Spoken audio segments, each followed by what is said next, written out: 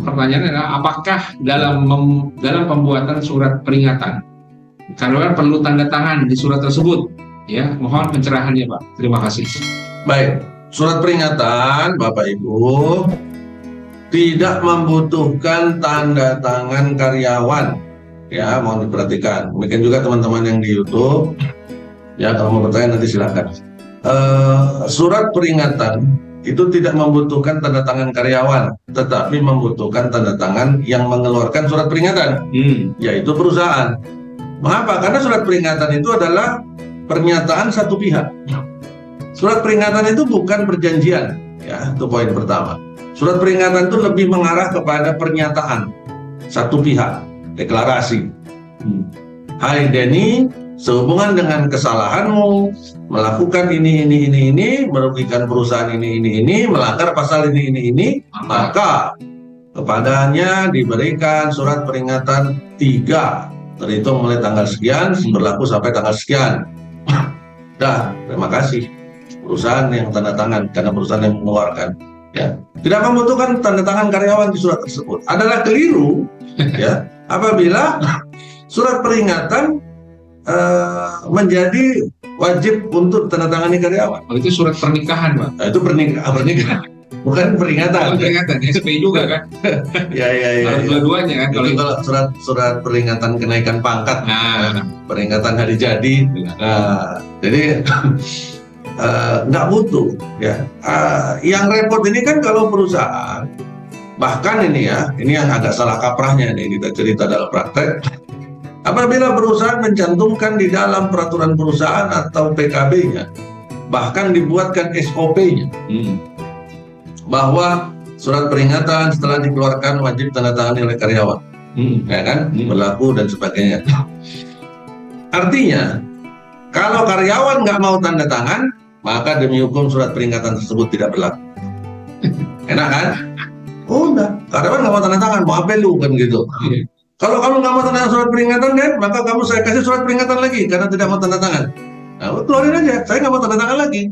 Kan berarti nggak berlaku lagi kan? Terus sampai kapan tuh? Jadi ini sebenarnya adalah kekeliruan,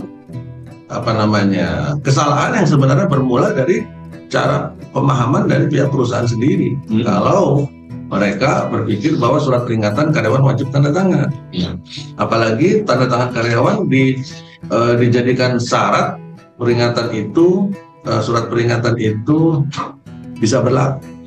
Bahkan ada perusahaan yang masa berlakunya surat peringatan itu menunggu karyawan menerima surat peringatan. Jadi kalau karyawan lagi dipanggil hari ini dia nggak datang, maka surat peringatannya belum berlaku. Nunggu dia datang, nunggu dia terima. Ya kalau gitu karyawan nggak usah datang aja, sembunyi aja, nggak usah terima, ya kan gitu. Jadi tanda tangan yang dibutuhkan, satu-satunya tanda tangan yang dibutuhkan oleh karyawan adalah, nih perhatikan, tanda tangan pada tanda terima dokumen itu perlu. Itu perlu. Tanda terima dokumen. Tanda terima dokumen apa? Tanda terima dokumen surat peringatan. Oh, jadi bukan di surat peringatan ya? Bukan.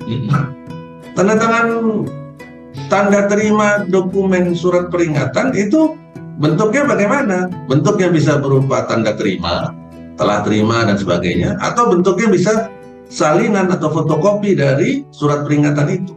Jadi bukan yang asli. Yang asli itu tanda tangan basahnya cuma satu, udah. Cuma satu dari perusahaan doang. Si karyawan tanda tangan hanya di tanda terimanya bahwa telah menerima. Nah, pertanyaan berikutnya nih, kalau si karyawan nggak mau tanda tangan tanda terima gimana Pak? Atau karyawan tidak menerima surat peringatan itu bagaimana caranya?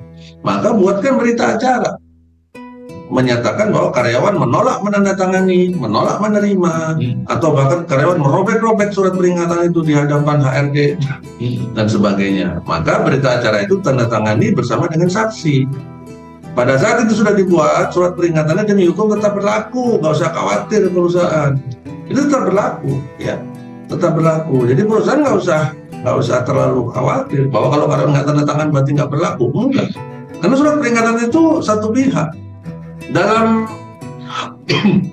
Dalam prinsipnya sebenarnya Bapak Ibu semua, di mana sih ada karyawan yang mau terima surat peringatan kan gitu? Ada nggak karyawan yang mau terima surat peringatan? Jadi, mana bos, saya mau tanda tangan surat peringatan saya belum terima nih, mana gitu. Nggak ada. Karyawan di mana-mana nggak mau tanda tangan surat peringatan. Orang itu isinya adalah merugikan si karyawan, karena dia berbuat salah, dia dihukum, itu merupakan hukuman. Kok dia mau terima? Nggak logik. Jadi nggak perlu ada tanda tangan di dalam, karena itu pernyataan. Beda kalau perjanjian. Kalau perjanjian butuh dua pihak.